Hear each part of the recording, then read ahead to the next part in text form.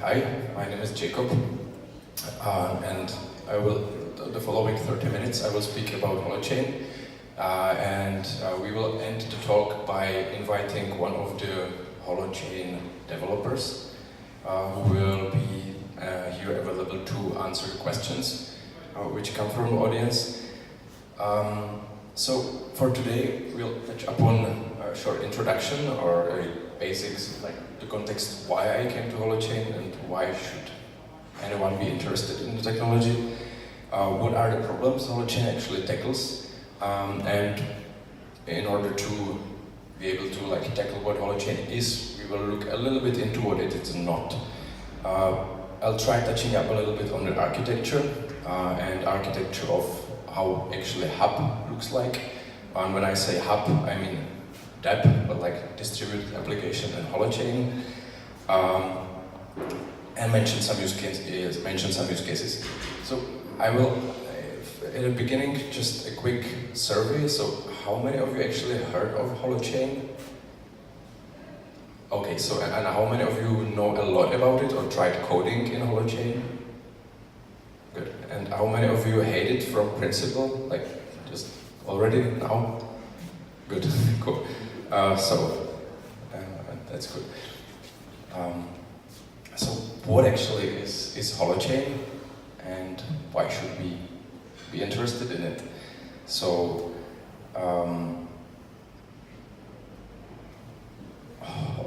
let's start with kind of a humanly readable introduction. Holochain is a protocol and a framework for creating cryptographically secure cross-platform distributed applications, and it provides the necessary tools to allow individuals to maintain control over their identity and data while interacting safely with a network of untrusted peers. So, I mean, what does that mean and why should anyone do this?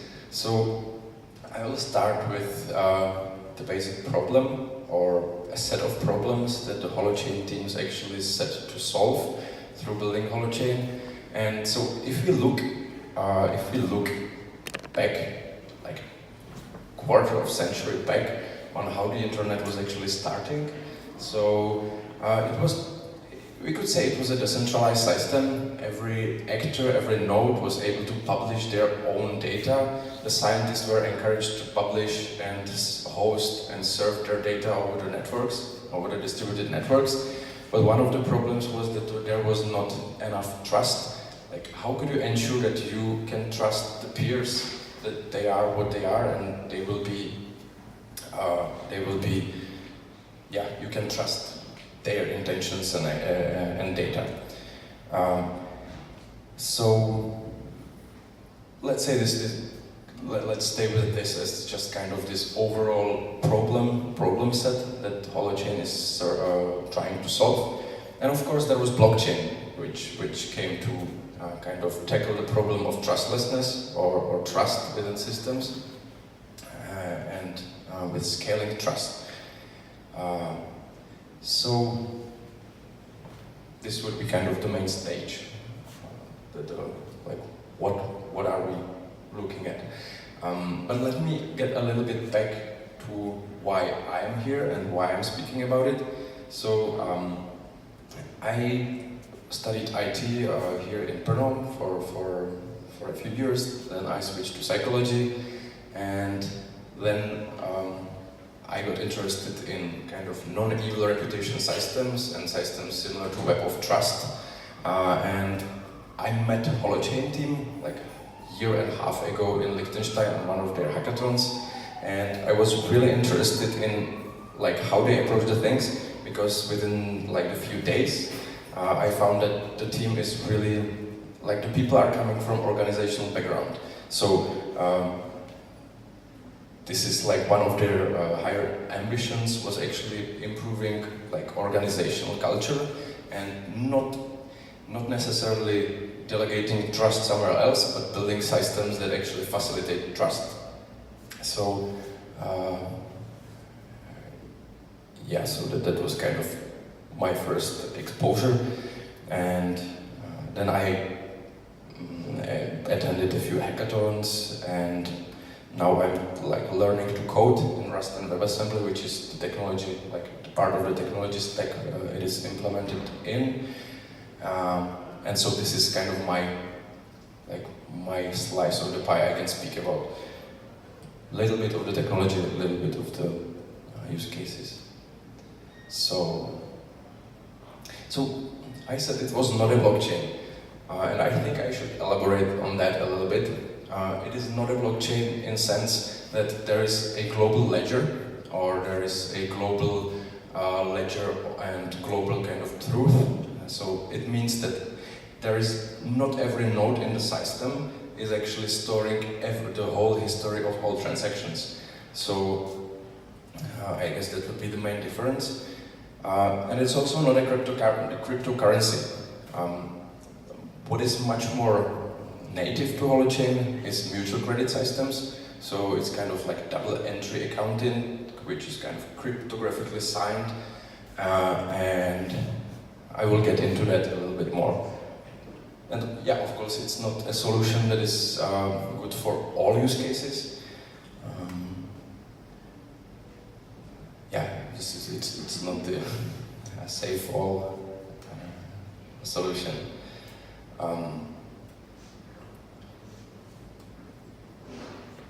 Let me ask you a question right now. Just quickly, do you have any questions at this point before I get to the architecture? Because I have a sense that I might not have been very clear about, yeah, perhaps if something is unclear. So maybe you said it's not a blockchain, so Mm-hmm. that means like, I guess there are no blocks and hashes and stuff like that. Mm-hmm. So is it more like IOTA or Nano Cool. or something like that? Yeah, I will get into that. Okay. Right. Thanks.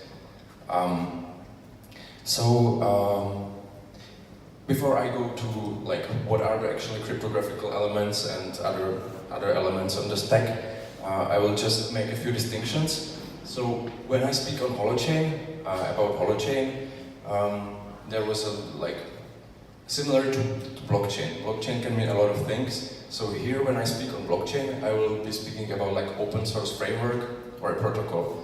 But there is also Holo, which is kind of hosting infrastructure built upon Holochain protocol, which allows for the nodes to be able to like host the data. I will get into that. Just a distinction in the beginning. So the technology Holochain is built is it's based on Rust and compiled to WebAssembly modules. And there is like the UI for the applications. It's standalone modules. So what it means like in consequence is that actually you're able to bring a lot of different hApps under one UI. So imagine, for example, ride-sharing application like Uber, but you can compose a lot of the different ride-sharing applications, which would be, for example, running on Holochain, and you can aggregate the inputs under one UI. Okay, then there is the layer of the actual Holochain technology, and I will describe the the individual components. And then there is the layer of hApps, which is the distributed applications built upon that. Like there is now there is several of those.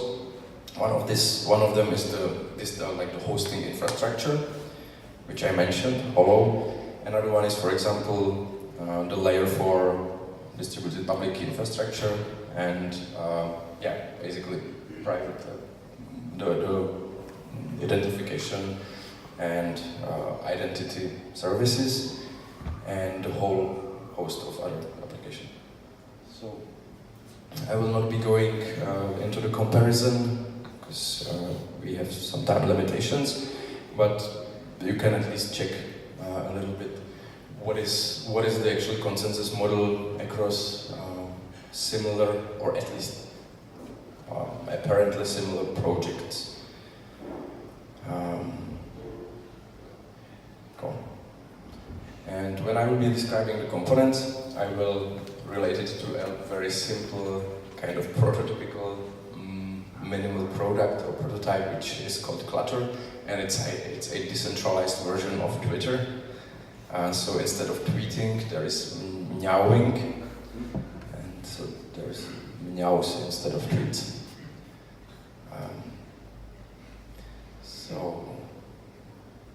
So let's see.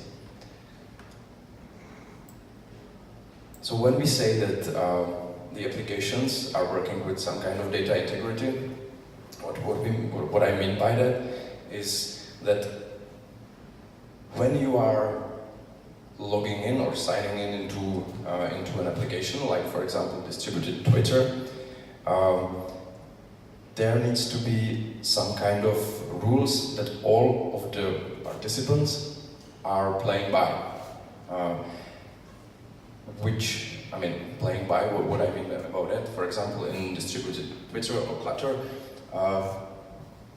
I need to have certain, for example, reputation to post somewhere, or the message needs to have 180 characters. But there can be like wide variety of different validation rules. If I want to be transacting, like in a way similar to cryptocurrencies, I need to be able to validate that you have actually enough balance on your chain. So there is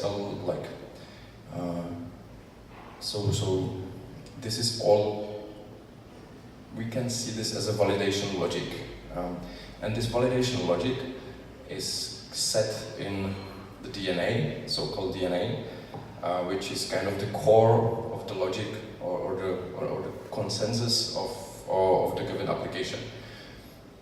Maybe it was not clear from what I said, but Holochain is, when I say it's not a global ledger, it means that every application has actually its own space. There is own distributed hash table in the middle, and every actor has their own chain on which they ascribe their activities, which are being signed by me and by other relevant counterparties. But I'll get to that more clearly right now. May I ask a question? Sure. You say that in order to post somewhere, the user has to have some reputation. So that probably means that he has to either buy the reputation or earn it, right? If I understand it correctly. Yeah, so this was just an example. So for example, if you were doing an application where reputation is part of what is defined in the validation rules, but that would be like your, as a developer, that would be your design challenge to design what the reputation is. Like in my opinion, reputation currencies shouldn't be sellable or viable. Similarly to like when I have a university degree, so it's kind of a reputation currency or university credits, which should not be tradable or exchangeable. Well, that's my point, because then the speculation occurs, and you may just price out some talented, innovative people out of the participation. Exactly, but this is more like on the level of you as a hub developer, because you are designing your own currencies or mutual credit kind of reputation systems. Great. The Holochain is just like the protocol. Okay, that was my question. Yeah. So it's not inherent. No. Cool.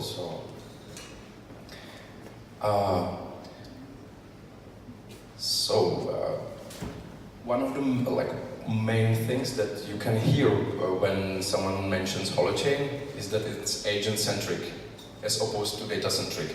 So we can say that blockchain is data-centric because there is like one shared truth and the same data are on all of the nodes. Here it's different. You have your own chain, which where you commit your own entries, your interactions within the system. So let's see on the Clutter example. So if I want to tweet something, I tweet the tweet to my chain, it gets signed, and then I am sending it to distributed hash table. I will mention a little bit more what that is, in order for other peers to validate that it actually conforms to the place of the game we have defined. But the important thing is that the kind of gameplay rules or the validation logic is defined in the DNA of the application. What that means is that I have the rules And the first block of my chain is the rules, like once more. So the rules get hashed as a first block on my chain. That means, in a way, that I'm kind of subscribing by my own, like private. Yeah, I'm subscribing by my signature to play by those rules, and then the next next block, I'm putting my public key so the other peers can validate the entries. So, okay, let's see the time. I'm not sure to how much detail I can be going. And okay, so let's get to the DHT. Distributed hash tables, you may know it because I'm not sure how much of you are developers. Okay, so most very cool. So, and how many of you are familiar with DHT and the routing tables like Academia style? Yeah, so basically, if we stay with the analogy of BitTorrent, the piece of data gets sent to the distributed hash table, and depending on how secure you want to have your application, which is your call as a developer, so depending on that piece of data gets shared to a certain amount of randomly selected hosts. So you have no control over which nodes are validating your data, and it's you cannot predict it, which is kind of let's say safety measure against attacks which would be based on malicious peers coming together and making alliances and trying to validate data together, yeah, stuff like that. So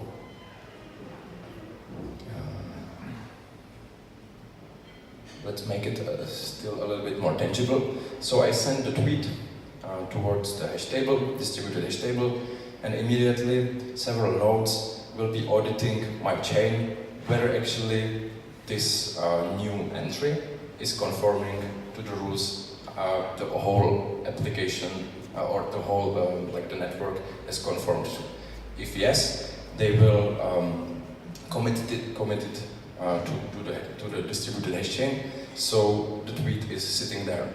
If we compare it to, for example, some kind of, if the Twitter was on blockchain, that means that every tweet would be sitting on every node, and as you can imagine, it might be very big load of data sitting on every computer. In this case, the data is sitting just like on a selected number of peers, and if someone of them dies, or like your computer explodes, or the node goes offline, immediately other peers are copying the data. So there is still at least at least approximately the number of peers you want to be holding the data. And we could call this a resilience factor. So if you want to give more resources for the security, more nodes can be storing the data. If you just like don't care about that, your costs on hosting might be much lower. Does that make sense? Any questions at this point? And so if I develop an application, then I have to run my own nodes in order to deploy it. Yeah. So I could answer two ways. Yes, if you were just like thinking of Holochain as a let's say as a framework, then yes, every actor needs to be running on node. But the node, you are not hosting everything. Like let's say that you are hosting the distributed Twitter application, so you might be hosting. I mean, we could do some calculations, but perhaps you are hosting tweets from 20 other people. Let's say so. Yes, but that's why there is Holo, which is kind of the hosting infrastructure, which is another service. It's not a part of Holochain. It's kind of a, let's say, another layer, which allows the hosts to, which allows your grandmother, for example, to connect to the service without having to host her own chain. Yeah, so Holo provides the infrastructure. Yeah, and it's kind of subsidizing the Holochain project, and it's also, there is in a way a currency. Holochain, there is no currency inherent in the protocol, but Holo has hosted like a currency, which is backed by the computing power and by, it's backed by the like hosting power. Yeah, Thanks. Let's see. Okay. So the use cases can be multiple. Mostly it's I don't know if you know different time bankings or local currencies or less. So this is like the smaller one, but it can be also different kind of multi-dimensional currencies. So for example, if you imagine a use case of kind of refugee identity, a dignified refugee identity, let's say. So the person can come and he can like store on their chain their own interactions. So I have been at let's say at some office and I have fulfilled these requirements, then I went through this kind of education and it's all under the control of the person and it's just countersigned with, let's say, the other authorities, and it's not stored globally, it's stored in the DHT. And the person has more control over what he actually discloses to whom, because the data is in his own provenance. Yeah, also one of the use cases can be data provenance, or not data provenance, like provenance. What is the, let's say, pathway of the goods? Where did it go? What people were touching it? A kind of, let's say, classical blockchain use, supply chain tracking. Decentralized messaging, but when the agents are in control of their own data, different mutual credit currencies and stuff like that. I will not be going into more details. Yeah, Holo host, that's the infrastructure. So far, Holochain is not really good for privacy, kind of very much privacy-heavy use cases. It's not also very good for like really where you need the hard global consensus or immediate consensus, because due to the nature of kind of the gossip, which is flagging possibly malicious hosts, so the consensus might not be immediate, it might be eventual. So there is the metaphor of the immune system, which I was mentioning before, or it was in the presentation. So there's more non-use cases. We can get to that with Julio.